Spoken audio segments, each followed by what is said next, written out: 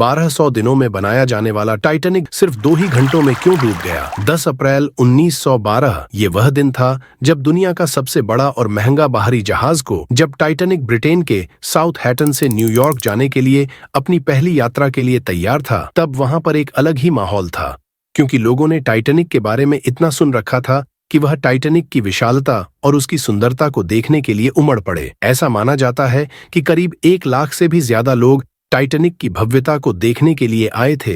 और इतनी भीड़ टाइटैनिक को देखने क्यों ना आती, क्योंकि टाइटैनिक था ही इतना भव्य। यह जहाज 259 मीटर लंबा था और इसकी ऊंचाई करीब 53 मीटर थी, जो कि एक 8 मंजिला ऊंची इमारत से भी ज्यादा ऊंचा था।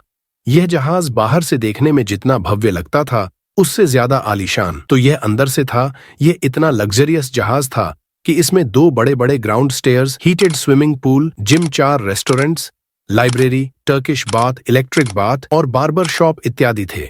ऐसा मानो कि टाइटैनिक एक चलता फिरता लग्जरियस होटल था जिसमें हर तरह की सुविधा मौजूद थी। लेकिन टाइटैनिक के अमले को मालूम नहीं था कि जो जहाज कुछ ही देर में रवाना होने वाला है, उसको बनाते वक्त 6 ऐसी गलतियां की गई हैं जो इस जहाज को बदतरीन हादसे का शिकार बनाने वाली है।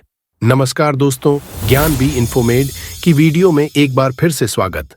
दोस्तों, आज आप जानेंगे अपने दौर के सबसे महंगे, सबसे लग्जरी और सबसे ताकतवर जहाज टाइटैनिक की 6 ऐसी गलतियां जो अगर ना की जाते तो शायद आज टाइटैनिक क्रश होने की वजह से नहीं, बल्कि अपनी कामयाबी की वजह से दुनिया में फेमस होता। मिस्टेक नंबर 1, दोपहर को ठीक 12 बजे पहले सफर का आगाज कर दिया और साथ ही टाइटैनिक की गलतियां सामने आना शुरू हो गए। कैप्टन स्मिथ को मालकान की तरफ से डेडलाइन मिल चुकी थी कि किसी भी सूरत में 17 अप्रैल तक, यानी सिर्फ 7 ही दिनों में न्यूयॉर्क पहुंचना है।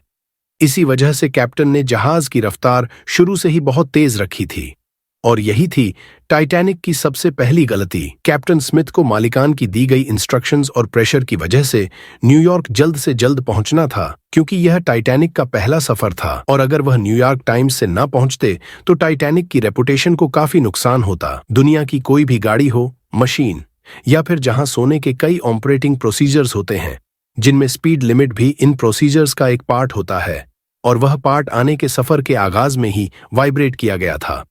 मिस्टेक नंबर 2, अब टाइटैनिक को चलते हुए 3 दिन गुजर चुके थे।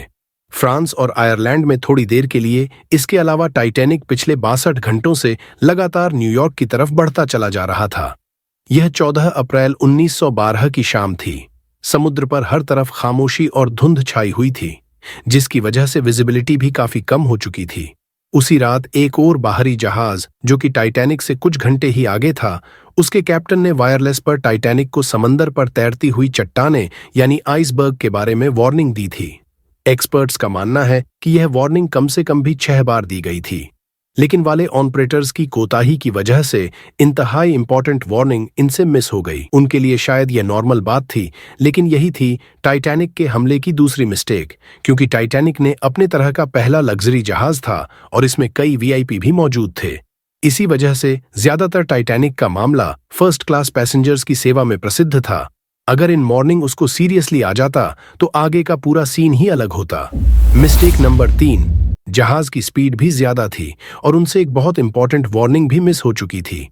टाइटैनिक अब तेजी से चरम अंदाज में आइसबर्ग की रेंज में बढ़ता चला जा रहा था, लेकिन अभी भी टाइटैनिक को हादसे से बचाया जा सकता था, क्योंकि जहाज के पहरेदार अलर्ट थे, जो किसी भी आइसबर्ग के दूर से ही देखकर कैप्टन को जानकारी देने तैयार थे। लेकिन दूर से देखने के लिए इनके पास एक चीज मौजूद ही नहीं थी, और वह चीज थी दूरबीन। जी हाँ, पहरेदार अलर्ट तो थे, लेकिन वह इस बात को दूरबीन न होने की वजह से दूर से नहीं देख सके।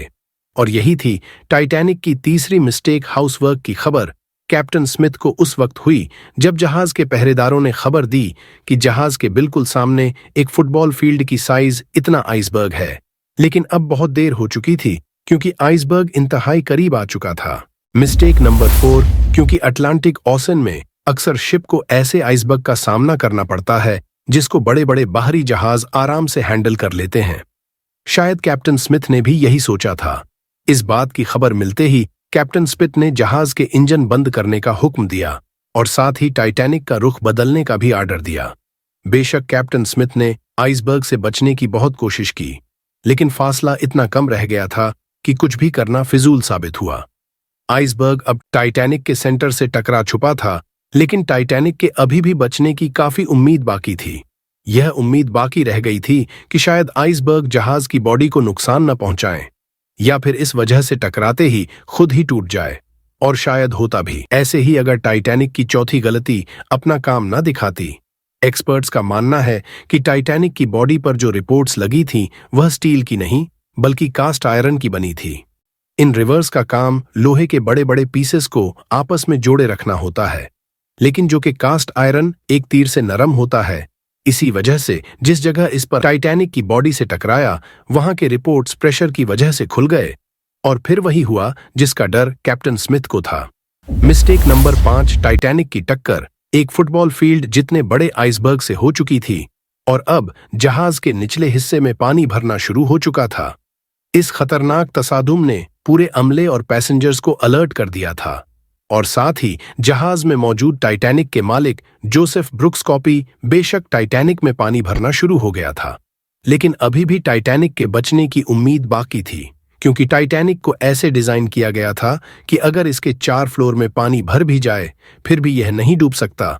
लेकिन बदकिस्मती थी, इस जहाज की के 4 फ्लोर को क्रॉस करके पानी अब 5 फ्लोर तक पहुंचा था। अब मामला हाथ से निकल चुका था। टाइटैनिक आहिस्ता आहिस्ता ओशन में डूबता जा रहा था। अब जहाज की फिक्र किए बगैर इसमें मौजूद पैसेंजर जान बचाने का वक्त आ चुका था। कैप्टन स्मिथ ने रेडियो पर इमरजेंसी अलर्ट जारी कर दिया। जब तक कोई मदद के लिए आता तब तक पैसेंजर्स को लाइफ बोट्स में शिफ्ट करने का प्लान किया गया। लेकिन इस मौके पर 5वीं गलती ने अपना काम दिखा दिया। जी हां, जहाज में टोटल 22 लाइक वोट की जगह थी, लेकिन कोताही की वजह से सिर्फ 20 फोर्स ही रखी गई थी। पैसेंजर्स हैं 1500 और वोट थी सिर्फ 20। लेकिन यहां हुई एक और छठी मिस्टेक। अफरा तफरी का माहौल में कश्तियों को पूरा भरे बगैर ही समंदर में उतार दिया गया, जिसमें ज्यादातर फर्स्ट क्लास पैसेंजर्स को तरजीह दी गई थी, यानी जो लोग ज्यादा अमीर से उनको पहले बिठाया गया था। कश्तियों में अगर ज्यादा पैसेंजर्स को बिठाया जाता तो इंसान की जानें कम जाती। दूसरी तरफ कैप्टन स्मिथ सारा वक्त लोगों की जान बचाने में लगा रहा, और वह आखिरी आदमी था जिसने डूबते जहाज से छलांग लगाई थी। उम्मीद है ज्ञान बी इन्फोमेड कि यह वीडियो भी आप भरपूर लाइक और शेयर करेंगे।